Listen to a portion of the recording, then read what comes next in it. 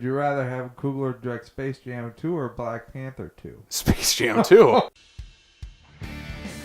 Welcome to Backlot 605, episode 17. I'm Casey. I'm Brian. And with us, once again, is Chris. Good to be here. What's up, Chris? Not much. Well, I want to say something real quick here first. No, you can't. Yes, I'm going to anyway. I'm applauding the fact that he's over there live tweeting the Oscars for us the entire night, just trying to blowing up Twitter for us here. So thank you very much for that. Yes, No thank you problem. for that. Except I have to bring something up. What? He Oh, sent out the yeah, Wayne's World tweet. I've need to never add- seen Wayne's World, but when they were on stage, I thought that was pretty annoying. No, you're wrong. You need to watch Wayne's World. Probably. As there he is, right there. My Garth Funko Pop is staring at us as we record right now. Yes, Garth stares at us Stares at your soul and desperately wishes that Wayne was with him. desperately. You, Dana Carvey actually follows me on Twitter. I don't believe you. You should. He does. Well, he must have hit that button by accident. It probably was. I'm joking. Anyway, we're going to jump to the box office right now, as we do every week. So, coming in at number 1 this week, How to Train Your Dragon 3. You would think by now that they're 3 movies in, they'd figure out how to train that goddamn dragon. It's a 3-episode arc for this. 3 films? 3 films. Get your 3 films, like a TV series, and a couple of little mini The movies. Star Wars things. movies are episodes, so. Oh, that's where you're going with Boom. that. Yes. Yeah. No, I think at that point, I think you're just reaching. How can I fix this quickly? And I did fix it, didn't I? A little bit. A little bit. No surprise here. $55 million this weekend. Boom. Blowing up the box office, blowing everything out of the water. Yeah, a little bit. And even for the fact that it's 55 million for the weekend, can you imagine what that number could be if they didn't have the advanced screening that Fandango had 3 weeks ago? Because you figure how many of those people had seen the movie, they didn't go back to go see it. I don't know what those Fandango numbers are, but I bet you could probably gain another at least 10 million off of that. And they also had a little competition for Sunday night. What? Take away a little bit. Oh, Oscars? No. No. People were revolting against the Oscars. That's true. Maybe that's why they went to How to Train Your Dragon. We were revolting against the Oscars. That's true. We went to go see Lords of the Chaos. Lords of Chaos. Lords of Chaos. Yep. Little independent film that was screened here in downtown Sioux Falls. We checked that out. So you can check out a review up on backlot605.com right now. Yeah, good job on that one. Number 2 is Brian's Alita Battle Angel. I'm the one that had the faith in. You did. Yeah. Yeah, it's going to lose some money. It's making decent money overseas. It's not. doing what it needs to do overseas. We are not the target market for this kind of movie. No, and it's doing really bad over here Oh, yeah. for how much it cost. Right, but again, like I said, we are not the target market for Adelita. No, I think the overseas market is doing really good on this film, and you are definitely going to get your sequel now. That's what I'm hoping for because I think it'll pull a Pacific Rim type of deal. Yeah, because the China numbers and Japan numbers still haven't posted yet, and that still has us at 264 globally. So. And I think even if they break even with marketing, I think that with having James Cameron on board and everything like that, I do think that Fox would be willing to make that sacrifice and go for, the second one. You definitely get that second one greenlit. Yeah, and get that overseas audience once again. Mm-hmm. Number 3, The Lego Movie Part 2, pulling in, looks like $9 million. So had, pretty much the same target audience as How to Train Your Dragon, taking a lot of that money away from that movie. Yeah, but you know what? Only taking, the fact that you're right, it's the same target audience and whatnot, and still only having the expected kind of 50-ish% drop. Honestly, it's not that bad. It could have been worse. No, not bad. And we got another movie that opened wide this weekend, Fighting With My Family. Yes. Which was our centerpiece of all of last week's episode. Yeah. And I like the fact that it, because we're going from a limited release to a wide release, instead of having your typical down, how the percentage points that it go down, it went up over 5,000. Over 5,000. Oh. Went from 41st to 4th. That's not too bad. No. Probably opened in like 3 theaters, but Everybody wanted to go see the Johnson. What? Dwayne The Rock Johnson. They Oh. wanted to go see the Johnson. I was going to say, you're going to have to go to a different theater for that type of Johnson.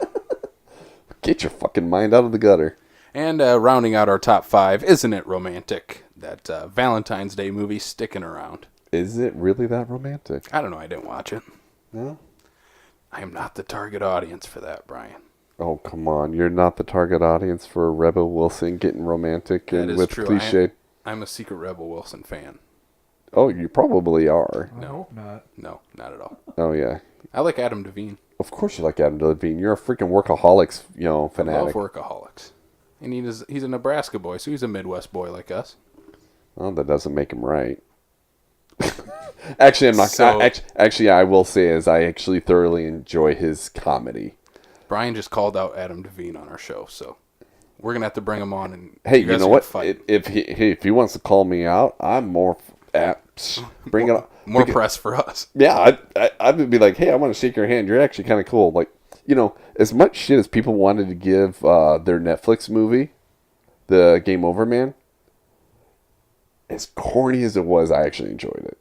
That's their whole thing. That's their whole thing, exactly. The only one thing I guess I would take away from that one is the whole penis thing that they had in that. Like that was completely unnecessary. As most of their comedies are. Right. Yeah. Okay. Anyway, Sorry. we're gonna jump to another thing that's coming to Netflix pretty soon. Netflix. Oh, that's a good segue there. Hey, Yeah. look what I did there. On accident. On complete accident. We're gonna get Chris Hemsworth as Hulk Hogan, brother. Oh yeah, Brother. How do you feel about this? I mean, perfect timing for as far as what we talked about last Oh yeah, it was just perfect, exact timing. Wrestlers who need their own movies. We didn't even bring up Hulk Hogan.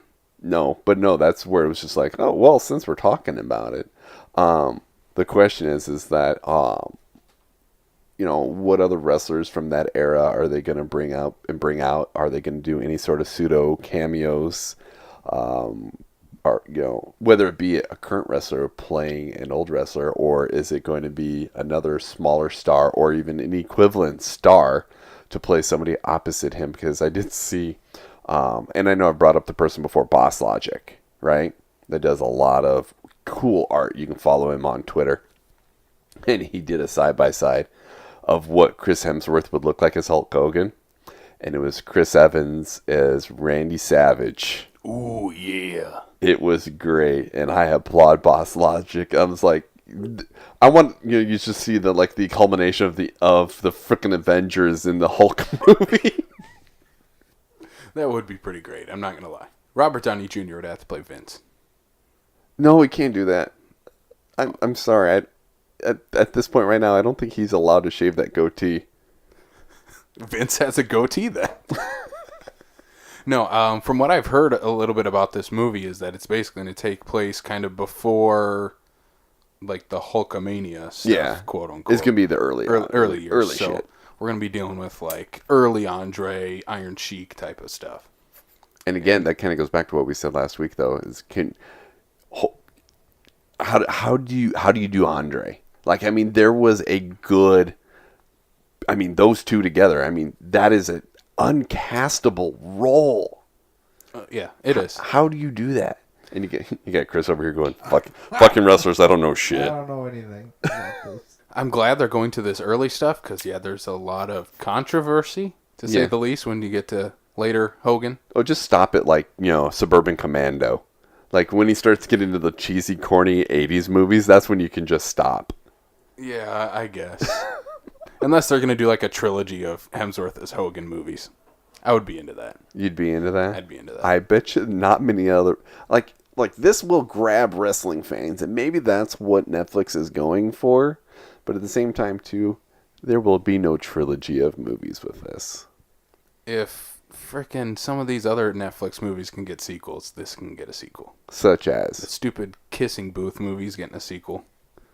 I have no idea. Exactly. Wait, are we going back to that romantic comedy stuff that you pretend that you don't like? Exactly. Because I have no idea what you're talking about, this Kissing Booth. I have no clue. All the 12-year-old girls that watch our Adam show. Devine's in that one, isn't he? No. That one's got the... God, what's the chick's name from... She's in The Conjuring. She only knows how to do shitty horror movies.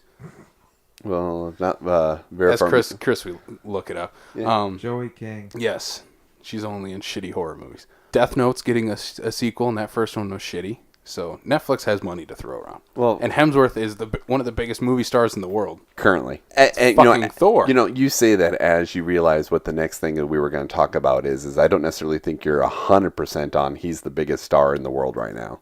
He's one of the biggest stars. Oh yeah, he definitely is. But I don't know. Maybe. I think this could work. I mean, they do have a pretty big director behind it, Todd Phillips. Yeah. I mean, that's where I think this might go a different route than, let's say, Bohemian Rhapsody, as I'm looking at the poster right now, where it didn't go into that darker type of stuff. I think Todd Phillips can go there. Yes, he could. And we'll see that in the Joker movie. Yep. Yeah. Yep. So that's what I'm hoping for. You're hoping I hope we go into the cocaine-fueled Hulk Hogan on steroids type of era. That's what I want. Yeah, good luck with that one. Hemsworth has to have that big mustache with a little cocaine stuck in it. Otherwise, they fail. Okay. But Netflix. They dropped a couple trailers for us as well. Let's just keep on going on with the Netflix. A lot of Netflix talk this week. The Highwayman. I like this trailer. Kevin Costner, Woody Harrelson. You like the trailer? I do. I do. I think they're showing you're talking two very seasoned actors, Academy Award winning. I'm pretty sure Woody Harrelson has an award, doesn't he? He's at least been nominated a few times. Check it out. And obviously Costner does. But I mean, their chemistry just seems to work for this movie that we're talking about here. The Texas Rangers that were hired to go after Bonnie and Clyde. It's kind of the Bonnie and Clyde movie with having Bonnie and Clyde being the supporting characters. That's what I like about this trailer, at least. Mm-hmm. It's the Bonnie and Clyde story, but from the other side. Right. And that's what I like about this. I am looking forward to the movie. I hated this trailer, at least parts of it. I hate when trailers that are set, like, when was this? Like the 30s? 20s, 30s? Yeah, about right. And they have, like, modern pop songs in there, or modern day songs within that trailer. I hate that. Like, at least have just a classical score in there instead of a modern pop song. It's just a minor. It's not. I'm sure those songs aren't going to be in the movie. No. And it's nothing against the movie. I just hate that trailers, decide to cut them that way. This reminds me of Baz Luhrmann and the shit he does with Romeo and Juliet and The Great Gatsby. Okay, he will fight you about Wayne's World over here. I will fight you with Baz Luhrmann and his use of contemporary music. I didn't say it sucked. It's weird. Because I will tell you, some of my favorite soundtracks come out of that man's brain. For me personally, The Great Gatsby and the Romeo and Juliet and Moulin Rouge specifically are fantastic soundtracks because of his way of adapting modern contemporary music to fit. Like, for instance, like Moulin Rouge, for example, there's a lot of modern contemporary music, but everything was covered and reworked to make it into more of the Chicago glitz kind of songs and whatnot. To have Jay-Z produce the Great Gatsby soundtrack you're giving me looks here, fucker. Yes, I agree with Chris 100% on this. Yeah, well, I do. Those do not fit in those movies at all. Like, they're great soundtracks. 100%. Yes. As far as Great Gatsby and like the Jay-Z songs, I'm like, what the fuck is even happening right now? Because it does not fit at all. But maybe this is one of those things where you have to understand the type of director and the writer and the creation of the stuff that Baz Luhrmann makes. Obviously, this is one of those things where his film isn't your kind of film. It's not the kind of thing that you would want to go see. Like, separately, like, you'd see them as a good movie. Like, Great Gatsby. I love The Great Gatsby. I love his rendition of it. And you like the soundtrack, but you don't like them together, is what it sounds like. I think the movie's pretty good. Yeah. The soundtrack is a great soundtrack. They don't fit for me. Yes, like you said, I get people who like it, but for me, it doesn't make any sense. Just like in the Romeo and Juliet thing. I'm like, it's fucking set in the 90s. Why the fuck are they talking in Shakespearean language? Took me out of it completely. I'm like, I can't. For me, that's just the opposite, because one of the biggest things I enjoyed about the 90s version is that nobody has ever done that before. That was something completely different. is to make a contemporary movie with using the original dialogue. We'll agree to disagree. Okay, move on. We can Moving each have on. our own points. That's fine. That's what this is for, right? I think I might be having a different point than you guys on this next part. The next thing we got coming from Netflix is the trailer for The Dirt. The Dirt. The Motley Crue biopic. I watched this trailer and I was like, this is the biopic that I did not need, but I totally want to see. This is the biopic I've always wanted. Like, of all the bands you could ever watch a biopic on, that's it. This Motley one? Crue is fucking nuts. Oh, I'm not arguing that. But, you know, in the trailer, it talks about based off of whatever book, blah, blah, blah, right? I am curious as to which book, because, I mean, different band members have come out with books and stuff like that. And the first thing I think was, this is obviously not based on the Heroin Diaries by Nikki Sixx. No, this is based on the book called The Dirt. By all of them. Gotcha. They're all writers on that. Gotcha, okay. Yeah. That part I didn't know. Again, this is one of the things where it's just the trailer popped up and I went, what is this? You've got me intrigued. Mm-hmm. Like, this is the movie of all, like, band biopics I could ever want. The Motley Crue one has always been my number one. As long as they go to that extent. And it looks like they kind of are in the trailer, at least. Like, you need to have that 80s glam band. Yeah. But then you need to have the darker side where they're throwing parties and doing cocaine and all that stuff. Yeah, but knowing, like, where, like, their Heroin Diaries go from, like, Nikki Sixx's perspective of everything on just his own personal, the question is, how dark are they really going to go? Are they going to play it kind of safe and show it a little bit? Or, I mean, are they going to go, like, seriously, like, dark? Because you can go to a really dark place with Motley Crue. I hope they do. Here comes the curious part I want to throw out to you guys. What? Jeff Tremaine is directing this movie. You guys know who that is, right? Maybe. Jackass 1 through 3, Dirty Grandpa, and he is directing this film. Well, I would spin it this way: is Hollywood right now has been a big advocate of, thinking outside of the box to pull a director into something that is outside of their norm. Like, you get James Wan, the horror guy, doing Aquaman. You've got who the hell just did Vice? Brain fart. Adam McKay. Adam McKay. You're getting these people that are doing things that they don't normally do. And maybe that's a good thing. Chris, what are your thoughts on this? It doesn't look good based on the trailer, and then now that you say the director. But as far as the director, I got one example for you. Jay Roach. Do you guys know who that is? Yes. The name is familiar. Yeah, so he did the Austin Powers movies. Yes. Early on. And then he directed Bryan Cranston in Trumbo, which got him an Oscar nom. Yep. So I think it's kind of like, if it's a passion project for the guy, then it makes sense as to why he's directing it. Another example might be Todd Phillips, possibly. So, but at least on the surface, I don't think this looks like good. Are you a Motley Crue fan? No, I'm not. Okay. Are you, Brian? Are you a Motley Crue fan? Yeah, I'm when Motley Crue was big and all that stuff, I was still a kid, so, and obviously, by the time they were big, you weren't even thought of yet. That, I was more into, like, for that era, like, my go-to was, like, Bon Jovi and Def Leppard especially. So Motley Crue was kind of if it was on the radio, fine or whatever. But otherwise, for me, I was Def Leppard all the way. Like, for me, you can't find a better drummer than a one-armed drummer. Oh, yeah. The weird thing is, you're older than me. Yeah. But I grew up on Motley Crue. Like, my dad's older than you. Yeah. And he grew up, 80s was his stuff. So when I started listening to music, he'd always just give me his and that's old where, CDs. No, I grew up on Motley Crue and Poison and Guns N' Roses. Well, right. And you figure that, obviously, based on your age, my age, to my parents, your parents, I grew up on, 50s and 60s oldies and, 50s, 60s, 70s, country, old school, Kenny Rogers, Dolly Parton kind of country music kind of thing. So, that's where, probably that handoff is. Yeah. For me, that early on, rock music from my dad, stuff like that, I'm thinking Steppenwolf and Magic Carpet Ride, stuff like that. So, by then, My dad don't give two flipping shits about what 80s hair bands are out there. You know, he's going further back than that.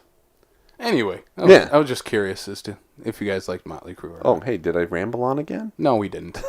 I kind of set it up for You that. set it up for us to fail. But I'm curious who else they're going to have in this movie. I know Ozzy's confirmed, but we'll leave it up to speculation for now.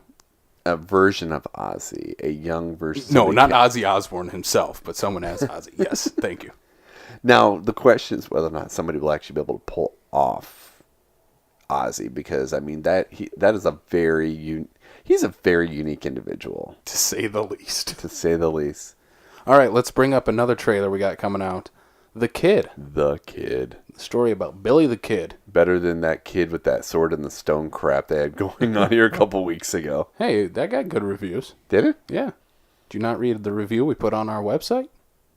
Maybe. Uh-oh. Oh, I know. I've been called out. I got called out. I'm sorry. Sorry, Sam. So this one's The Kid, based on Billy the Kid, and this one's directed by Vincent D'Onofrio, Yes. teaming him up with his, God, I'm getting the stupid Magnificent Hateful Seven. Eight and Ridiculous Six and fucking all those stupid movies. together. Magnificent Seven. Magnificent Seven. I knew it was a number. I was like, I'm like, really? Come on. Yes, yeah, that's actually the first thing that I noticed is that when it's like directed by Vincent D'Onofrio, I was like, okay, well, there's 3 of the 7. Where's the other 4? Where's Denzel? Where's... I actually watched like an interview or saw something from Chris Pratt. That's where they came up with this idea. Yeah.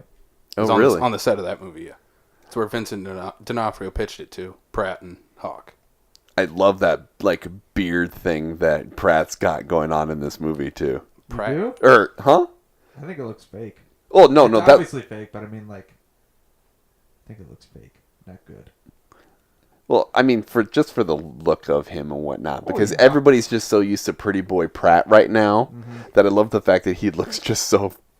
That's probably why he took the role, is that he never gets to play a villain or a piece of shit guy. That's what I'm curious about. That Pratt as the villain. He'd be a good villain if Oh, you give him yeah. the right thing. I think he would kind of be in one of that instances, like I said, if you let get the guy out of his norm.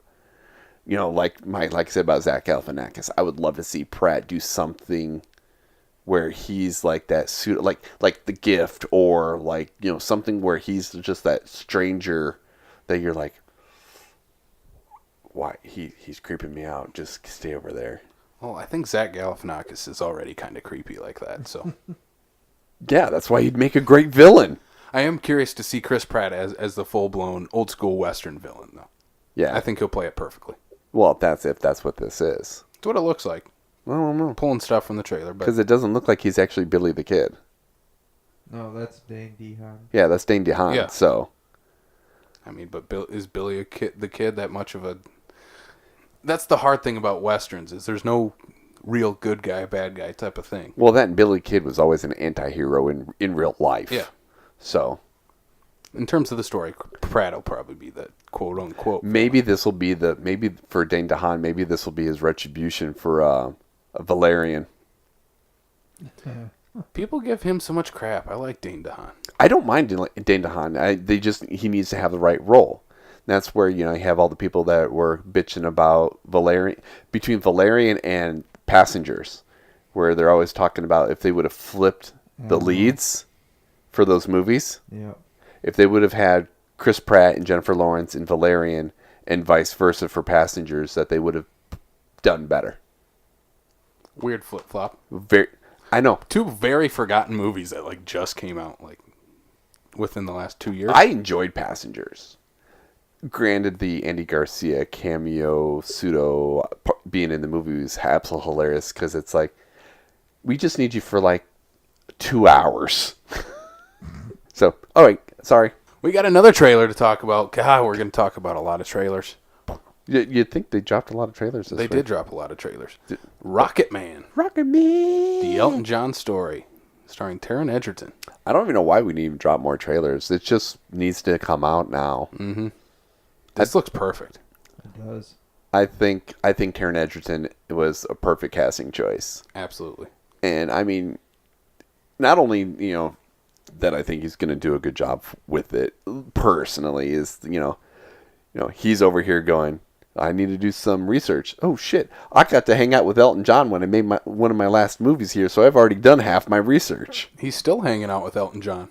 Who? They just did a live performance last night after the Oscars. Did you watch that? Yeah. That was fucking good. Did you watch it? No, I did not know about this. Yeah. Incredible. Check it out on YouTube. He's singing Tiny Dancer with Elton John. And Nice. Taron Egerton's got a voice. Yeah, I heard that he did his own vocals for this movie Yep. too. And you can tell that in the trailer. Mm-hmm. It's all him singing. So I'm looking forward to it. One thing I see though is like, for instance, like if you're going to compare this to like say Bohemian Rhapsody, is you've got Rami Malek paying homage to somebody who has since passed. Think of the pressure Taron also has to essentially be friends with this man. This dude is an icon and have to live up to someone like Elton John. I think that's going to be a lot of pressure, but I think he's pulling it off. It's a lot of pressure, but yet I think he can pull a lot away from it with becoming friends with him, like hanging out with him and getting to actually know the person. Well, that's going to help him and out a lot. That's where I also think that some of the pressure is lifted off. Is Elton John's that kind of guy that's not going to A, afraid to tell you anything, and B, tell you, dude, you're doing an awesome job, and I appreciate you and all that stuff. So I think that's probably helping too. But still, to play the role of an icon like Elton John is going to come pressure regardless if how well you know the guy. Do we have a release date on that yet? May 31st. So that'll come out May 3rd. That's not too far away. No, that's just a few months. A few months away, so we'll be looking forward to that in the theaters. We also got, that's the last trailer talk we're going to have for a little while, at least in this show. Until next week. Until next week, where they drop 5,000 more. News for the week. John Krasinski is coming back to write and direct A Quiet Place 2. We already knew he was writing. This is just the confirmation that he's going to be directing. As well as Emily Blunt returning. I'm so ecstatic for this. This, for me, was one of those, like, sleeper hits that I should have seen in the theater, and I wish I had seen in the theater. And I will go see this in the theater. Good. It's the theater experience of last year. And I didn't get You to see it. didn't. That's okay. You at least watched the movie. Yeah, and, unfortunately, it would be one of those ones where it would be like, hey, cool, if they did a double feature. They won't, but it would be so cool if they did. How do you guys feel about Emily Blunt returning? You in? Do you like that? Do you think No, there's anywhere you can go with that character? I feel like are they just gonna start it from where the first one ended? I would assume. I feel like that's the only thing I would do. I can't think of anything else. I would think I agree, I think that, having Emily Blunt come back, absolutely, because it's not like they ended it where they couldn't have her come back. Yeah.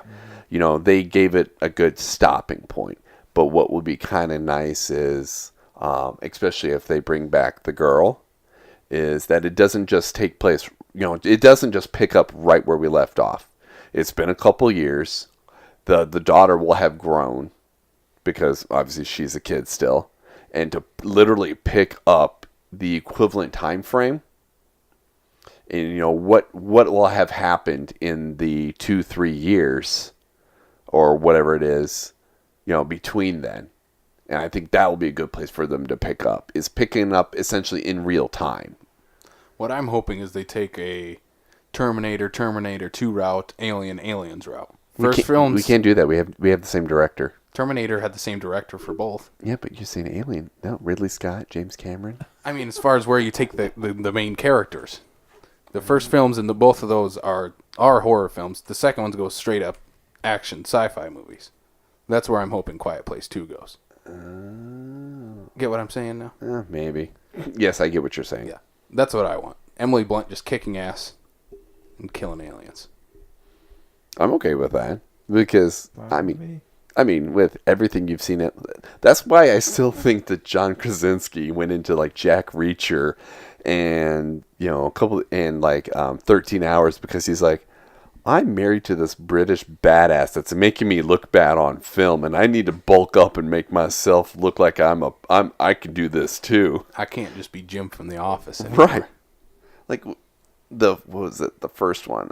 When I saw John Krasinski in 13 Hours, I'm like, that dude made a romantic comedy with Mandy Moore and Robin Williams. It's a good movie. Actually, I enjoyed that movie. I'm not gonna lie. Robin Williams as the priest was hilarious. I feel better knowing now, though, that I'm not the only one who's seen that movie, because you're over It's there got going, shit reviews.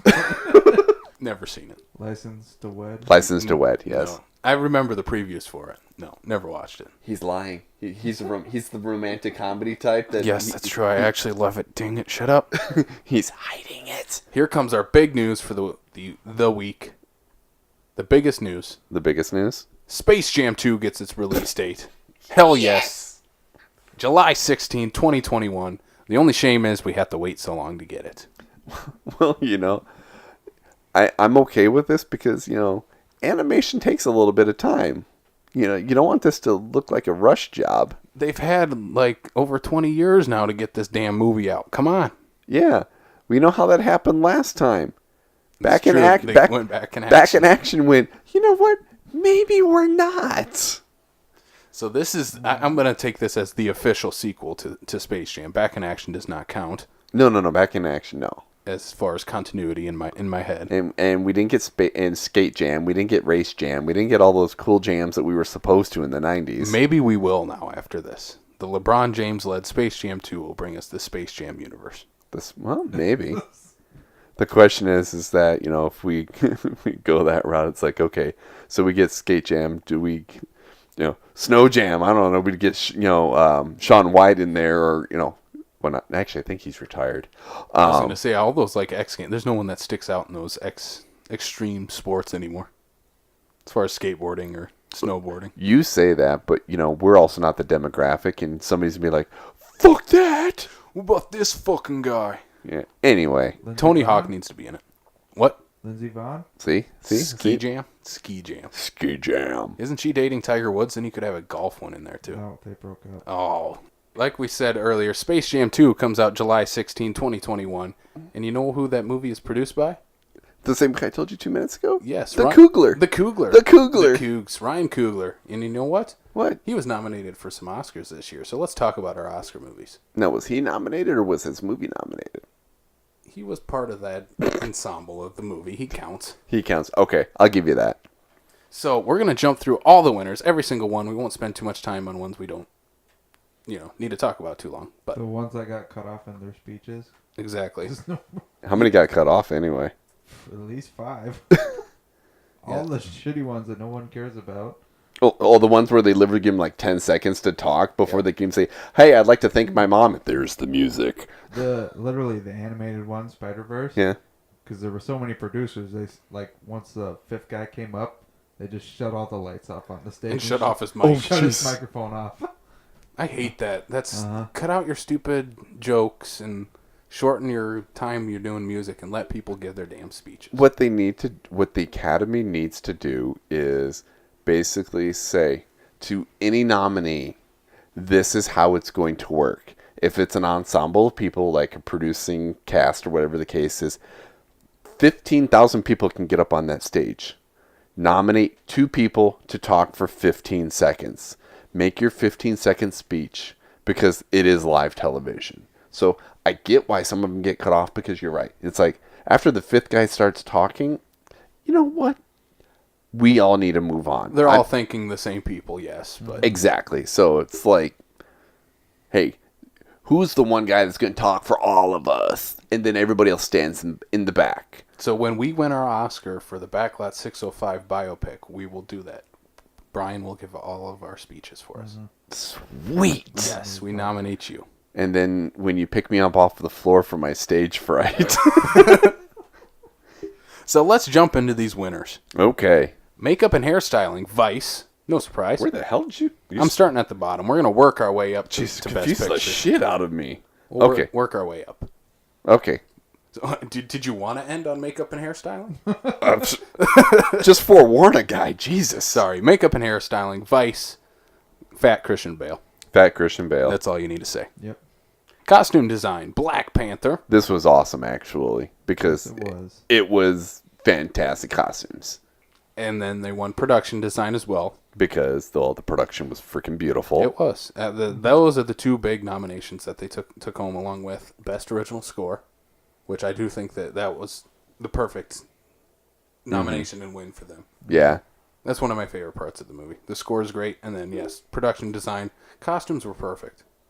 They felt like a mixture of like the traditional like comic book type of with the big vibrant colors, except with like traditional African costume designs. And I didn't even see it that way. I get where you're going with it, but for like the colors and something like that, to me it was completely like, the traditional African, all that stuff here, and it wasn't overdone. To me, it felt very placement, and to me, for the sake of the comic book side of things, basically for me, it was like Black Panther's suit and a few of the modifications like Suri has when they get into fight mode. But other than that, like everything just seemed like very, very culturally based and very well thought out. Yeah, it separated the costume design from the visual effects. Yes. Best original song, no surprise, Shallow. Star is Born. What? Now she's got an Oscar too? Jeez, what is... After just winning a Grammy for the same song. Mm-hmm. I picture Lady... You're familiar with an EGOT is, I assume, correct? Yes. I imagine Lady Gaga will be one of those people in life at some point that will end up with an EGOT. I would not bet against that at all. No, especially for the fact that since she's done TV, it's just a matter of time. And this is her first film. Yeah, her first and film. Getting nominated. Right. Oh, yeah. By the way, you're really good. It's just going to be a matter of how long before we see her on Broadway so that she can get her Tony. How about that performance, though, by Bradley Cooper and Lady Gaga? That was like... Chris wanted to cry. Are they hooking up? That's what I got from it. Point out, I didn't know this when I was watching, but apparently, so after they were done, it went to commercial, and they did not go back to their seats. They exited the stage, went to the back, and came back just before commercial break ended together. I'm not trying to start any rumors, but I'm just saying that's a fact. They hooked up after that. That's a fact as well. They definitely did. I see it as this is from my understanding, because I will legit be on record and say I have not listened to this song yet. I still need to see the movie. But at least from what I gather from how, I guess, emotional that song is, that could be literally the thing is something, a performance of that much power and everything like that, to literally have to be in the back for like 5 minutes, just gaining composure to put yourself back out in the public like that. I don't know. Lady Gaga gave Bradley Cooper those fuck me eyes after. So. All night she was. Yeah. And the weird part was his girlfriend was right there. Best cinematography, Alfonso Cuarón, Roma. We all picked him in our predictions video. Roma. What video? Our video podcast, whatever. Shut up. We don't have a video podcast yet. On our podcast, whatever. When I was tweeting last night, and I think I already sent it when I did it, but before they even announced, I had already sent out the tweet saying that he won. It was a lock. It was too easy. It was too easy? It was a lock. Easy. You're just like, yeah. Here comes the first big surprise for me. What's that? Visual effects. I was fucking pissed. First Man taking the win. As far as our picks, me and Chris had Infinity War and Brian had Ready Player One. And you know what I picture right here? The Academy going, we can't give it to a comic book movie. And we can't give it to a video game movie, so we got to give it to the other one. Because almost like some of the other the ones like Black Panther, like visual effects is the one that Black Panther wasn't nominated for. Mm-hmm. And so it's like all the ones for Black Panther are like, oh yeah, that totally makes sense. We can't give it to more than one comic book movie. We're already giving Spider-Man his.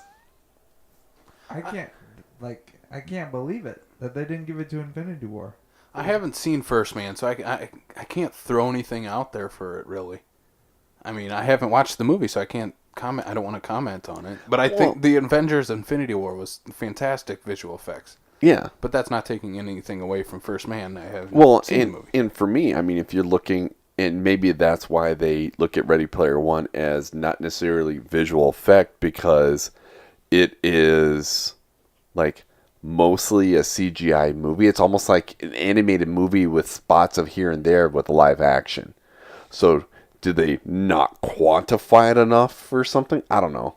Because me, Ready Player One is visually just stunning. to be able to pull all that pulp culture in there and actually make it work.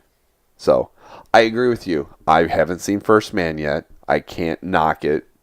But I mean, for the sake of what is the definition of the visual effect? Is it because, is a spaceman movie kind of thing and that it looks so real that you think that they really shot Ryan Gosling into space? They shot it on the same backlot that they shot the actual moon landing. Oh, the one that Stanley Kubrick did. Yes. Yes. Okay. They just used the same set for this. Well, might as well. Got to put it to use. Let's jump to Bohemian Rhapsody's winning of its technical awards.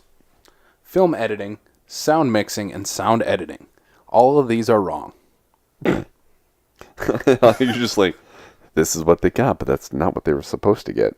There was a clip I watched this morning of the editing in Bohemian Rhapsody. It's bad. And how shit it was. It's bad. Walking out of that movie, I love Bohemian Rhapsody. Yeah. But the editing is the worst part of that movie. It's really bad. Almost jarring sometimes. So what makes you think that the Academy thinks differently? Because they don't know what they're thinking. As seen once we continue a little more, but yeah, they don't. I don't know with the Academy sometimes. They sometimes they'll pick like whoever pays them more money, but whoever. It's not about politics. It's not about the politics and the money. No, not at all. It's not about the art of film either. So. Oh, is that what this is about? Yeah, I guess. No. Yeah. The sound mixing, sound editing. I would have liked to have seen Quiet Place take the, what was it, sound editing they were nominated for? That would make sense. Sound editing for A Quiet Place. I would have liked to have seen them win. You just want to see the Krasinski get an Oscar, and his, if you're gonna pull it the way you were pulling it before. With Coogler? Yeah. Yeah, I guess. Krasinski with an Oscar-nominated movie. But well, it is nominated. The only reason I think it got nominated, Bohemian Rhapsody, and then won for the sound stuff, is because of have you guys watched Bohemian Rhapsody yet? No. Well, the last sort of spoiler, the last 20 minutes is just the Live Aid concert. Mm-hmm. So I think that's why it won all those technical awards. It looks great. Everybody has always been very high on that last scene of the movie. Oh, it's literally you're sitting there and it's a concert movie all of a sudden for the last 20 minutes. There's no story to it. That's okay. It's all right because it is one of the greatest live performances ever. Mm-hmm. Mm-hmm. So I think that's why it took home all those technical sound awards. Well, damn it. Here comes my favorite win of the night. Doo-doo-doo. Animated film, Spider-Man Into the Spider-Verse. That's pretty awesome. That is great. Beating Disney. Ooh. This is the first time Disney has lost since 2006. With the exception of 2011 because they weren't nominated. I just saw Disney. that today. Okay. What won in 06? 06, somebody beat Cars, which makes sense. Oh yeah, duh. And then Cars sucks. Animated feature film, there was only 3 of them that year. And? The Corpse Bride. Curse of the Were-Rabbit won. What the Wallace and Gromit. Oh, yeah. Yeah. Otherwise, Howl's Moving Castle and Corpse Bride were also nominated. But yeah, That was a good year for non-Disney movies. Jeez. Yeah. 2011 was, but Rango won. Oof. Yep. Not a good year then. Wait, This was a great year for you didn't like animated movies. You didn't like Rango? No. You didn't like Gordon Verbinski and Johnny Depp. Hey, I will give the Fear and Loathing cameo at the beginning of the movie an A+ because that was a great throwback for the adults. Sorry, continue, keep going. So Spider-Man Into the Spider-Verse. Spider-Man. One of my favorite movies of the year. Awesome to see Phil Lord and Chris Miller up on the stage. I love Phil Lord, Chris Miller. And they're like, no. See, Disney, let us make our solo movie and would be standing here for that too. That is true. Maybe. You say that and you realize that if they would have completed it and you would have watched Solo, you were like, God, this is so bad. I heard he thought that, so couldn't have got much worse. You don't know because part of it is we don't know what parts were. It wasn't like Justice League, like where you can see the Joss Whedon in what was Joss Whedon, what was Snyder kind of stuff. With Solo, there's no real difference that you could say, oh, that's definitely Ron Howard. That's Lord and Miller. About 80% of that movie is Ron Howard stuff. From what I remember, the Han Solo versus Chewbacca fight in the mud was Lord and Miller. And then after that, I'm not sure. Yeah, most of the second half stuff is Ron Howard. Because I thought they had like almost like 80% of it done when. They did. Uh-huh. And then they redid that. Yep. Oh, well, damn. They basically made 2 movies. That's why Solo didn't make any money. Is that why Solo needs to have a Lord and Miller cut? Yeah. Bring us the Lord and Miller cut. Damn it, we demand it. I'll take that over the Snyder cut. In Disney's defense, Amelia Clark and Alden Ehrenreich were both shitting on Lord and Miller. So. Oh, were they? Yes. Well, and I do remember that. I don't take their stance at all. I love Phil Lord and Chris Miller. And Alden Ehrenreich is terrible as Han Solo. And I do remember that the whole Paul Bettany was added. His character was completely added after Ron Howard came on. Yep. Yeah. And Michael Kenneth Williams was cut. Mm-hmm. I think. Anyway, best foreign language film, Roma, taking the win. I think this is huge for Netflix. Mm-hmm. It was the first big step this year, that's for sure. Well, because this makes me wonder, okay, so they were testing the waters with throwing a limited release movie out there so they can get nominated. Does that mean that we're going to potentially see more Netflix movies hit actual theater? I definitely think so. Yes, they already hinted at that with a trailer that they played during the show. Which was? The Irishman. Mm-hmm. Yeah, after the trailer played, it said, coming this fall in theaters, and then after, and on Netflix. So they're going to be pulling that same card next year with Scorsese. But the question is, are they going to go the Roma route and just do basically the required reading? Or Yeah, I think so. At least for now. I think eventually Netflix might become full-on studio Netflix, where they're releasing in 3,000 theaters. I think we're a ways away from that yet, though. Well, of course, because I get to a point because there's overhead involved to do that, and the question is they have to start figure out when's the right time to move into that space to a point where it's justifiable. And most people, they're going to be like, well, I can just watch it at home. I'll just watch it at home. Mm-hmm. Still live in that kind of mindset right now with streaming as where it is right now. Well, and as much as it pains me to say it, it's just a matter of time when that's just the norm. To go into the theater is the unnorm. Here comes one of the biggest moments of the night. Dun, dun, Spike dun. Lee takes home his first Oscar for Best Adapted Screenplay for Black Klansman and gives a huge embrace to Samuel L. Jackson. This was the highlight of the night for me. Just seeing them on stage together.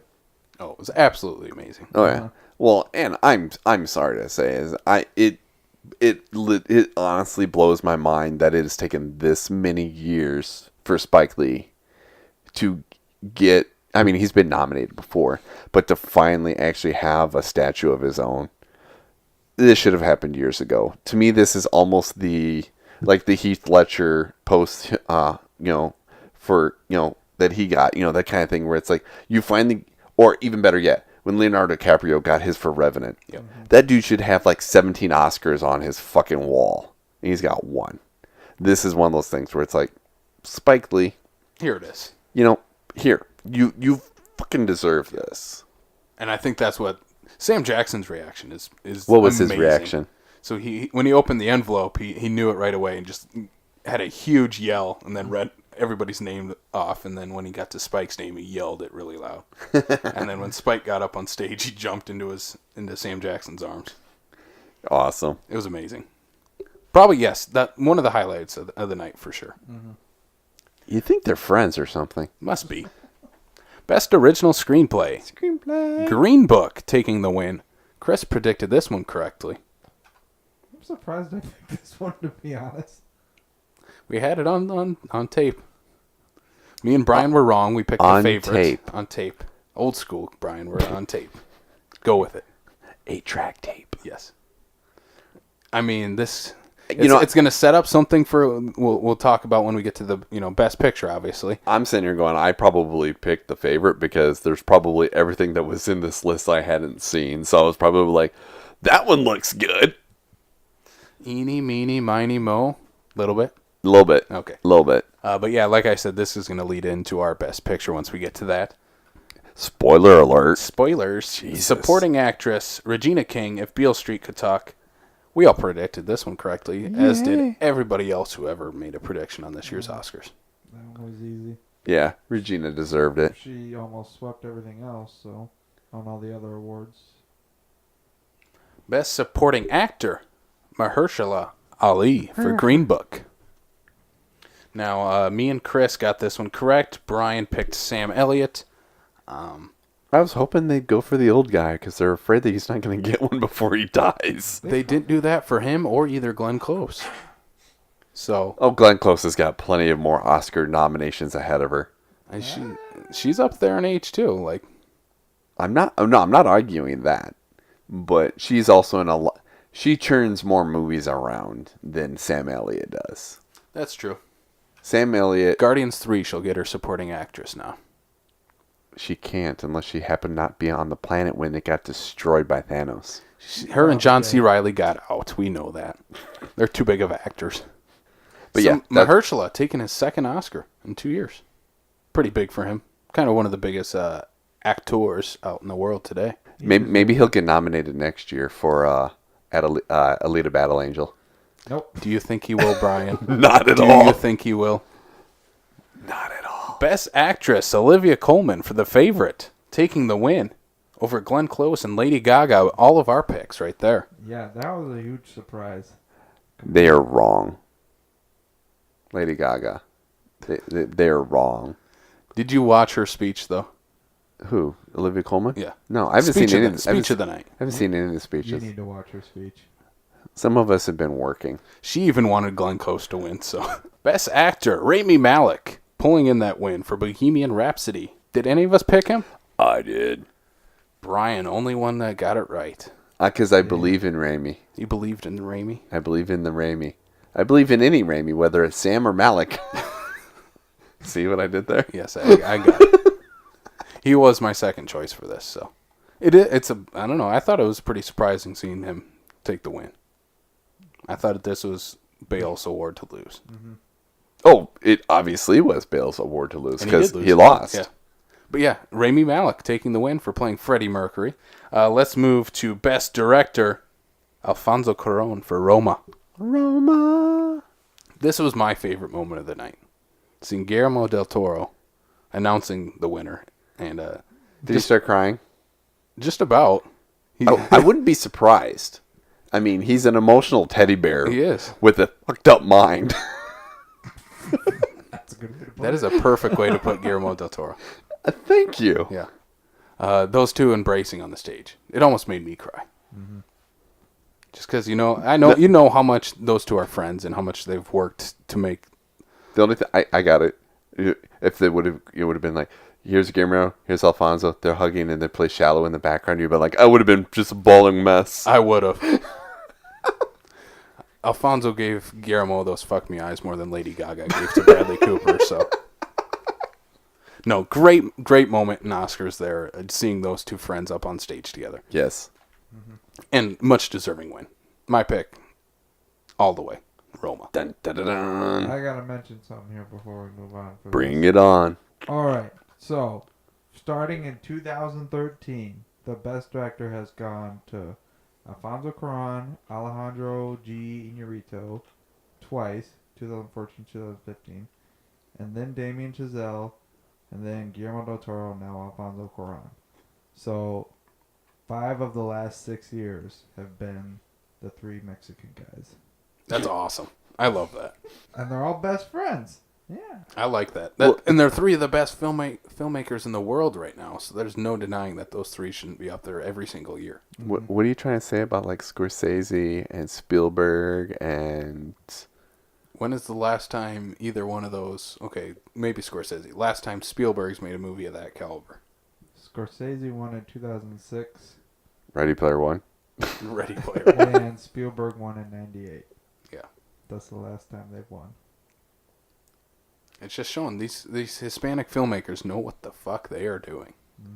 And I applaud them for that. Well, anybody. It don't matter where they're from.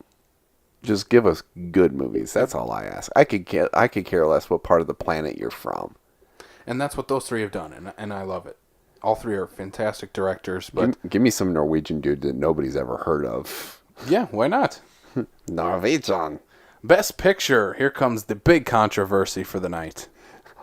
This was by far, when I was looking at my phone last night, this was the best thing I think you put out all night there, Chris, that I had an opportunity to see, was the whole Moonlight reference. Yeah. I fucking freaked out when they announced Green Book. You're like, Green Book, did you Check the other card. It says Roma. Mm-hmm. I don't know why Roma didn't win. That doesn't make any fucking sense to me. The Academy. The Academy didn't want a Netflix movie to win. They are not ready for that at all. No, because we'll give you the foreign film that no one cares about, but you ain't gonna win our Best Picture. that legit. Again, it's not about politics. Bullshit. That's 100% what this was. Yes. It was basically to spite streaming services right now, because they're classic cinema. They want the theater type of. That's why Green Book got this award. I would agree. And It wasn't so much Green Book was the best picture as that they didn't want to vote for Roma. I mean, I think it's funny. It's like Hollywood, from the sake of the movie standpoint, needs to basically bring themselves up to the 21st century, if you will, like the Emmys have, like television has, where they look at Amazon, they look at Netflix, they look at Hulu and say, hey, this is quality content. We can't denounce it for anything less than what it is just because of the platform on which we are watching it. Mm-hmm. Exactly. That's what it comes down to. The Academy is obviously really elitist. It's not, sure. Wait, it's not like the Academy made any stupid decisions this year. None at all. Not at all. That is one thing I'm glad, though. We are done with this year's Oscar season. Yeah. Yeah, just for it to start again. Because now that, we have a new time frame, now we get to see how they get to try to fuck it up next year. That's true. Let's hope they figure their shit out within this next year. Give us a better program overall. One thing I did enjoy, because I was trying to catch up on some of the stuff we watched, from last night's Oscars, is I like that they opened up with Queen. Yeah. You didn't have the 10-minute stupid opening monologue with terrible jokes. Yeah. Just start off with the band, kick it off that way, and move on.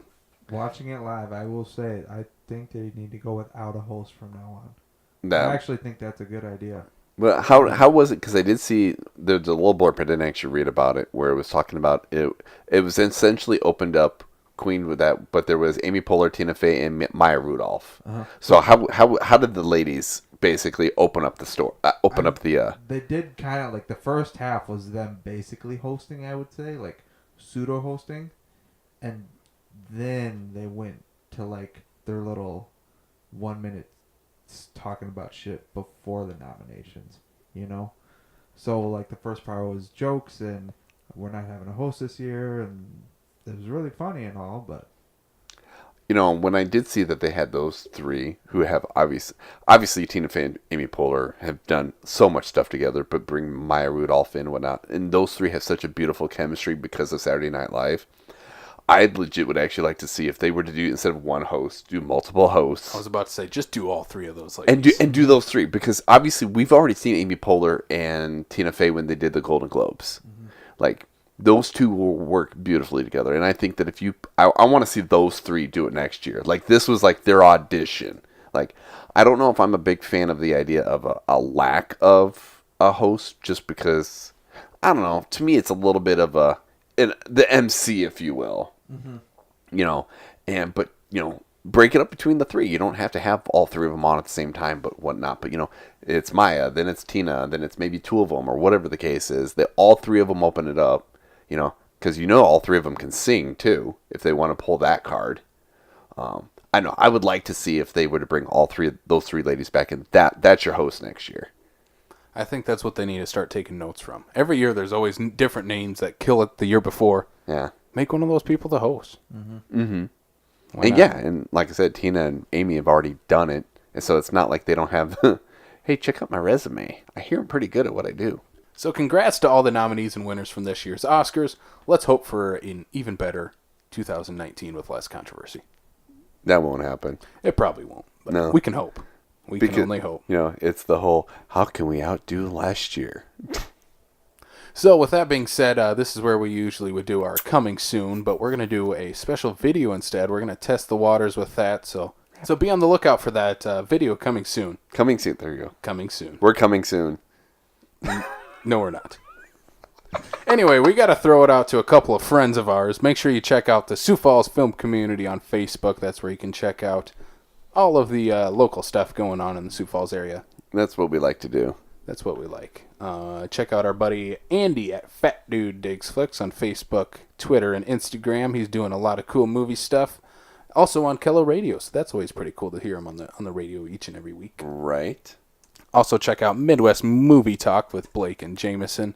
A couple awesome guys that hopefully we'll be doing something with here pretty soon. Little tease. Heck yeah. If you're talking about the show, make sure you use the hashtag Schmuck Club. Schmuck Club. Because everyone who listens to this is on this. You're a schmuck. And that's a good thing, we promise. We like being schmucks. We like to be the schmuck. We're film schmucks. Film schmucks. I like that too. Film schmucks. Also, check out our website, backlot605.com. You can check out our latest movie reviews, news, miscellaneous articles. So check all that stuff out. You guys have any articles you want to plug? I recently just got on my Adelita Battle Angel, and should definitely go check that out. Got that out on Saturday here this last week. I will have another book article. Books. Chris likes his books articles. He likes to make his wife be the Shadow Rider. Yep. So that's coming out tomorrow. No wonder she doesn't want to do any other work. Tomorrow or Tuesday it came out. Will it already be out? It will already be out. Look at that. So look at it yesterday. Look at it yesterday. That works. That works. 5 good and 5 bad books to movies. So the adaptations. Sweet. That's what we're doing. I will have an article Thursday wrapping up the month of February, which is Black History Month. And I just checked out a nice horror documentary called Horror Noir. I'm going to do the top 5 best black horror movies. So be on the lookout for that. You horror nerd. Horror nerd. If it wasn't the fact that I had to make sure I announced that correctly, you are a horror nerd. Not a horror nerd. Not at all. You can check out this podcast on Apple Podcasts, Spotify, Stitcher, Google Play, and YouTube. Follow us on Facebook, Twitter, and Instagram. Do all that fun stuff. Don't forget to subscribe on YouTube, too. Also, subscribe on YouTube. We want subscribe on all of them. Just do it all. If you can subscribe or like or share or comment, just do all that shit. Do all of it. We like it. But that's all we got for this week. This was our Oscars talk. This has been Backlot 605. I'm Casey. I'm Brian. And I'm Chris. And we'll see you next time on the Backlot of South Dakota.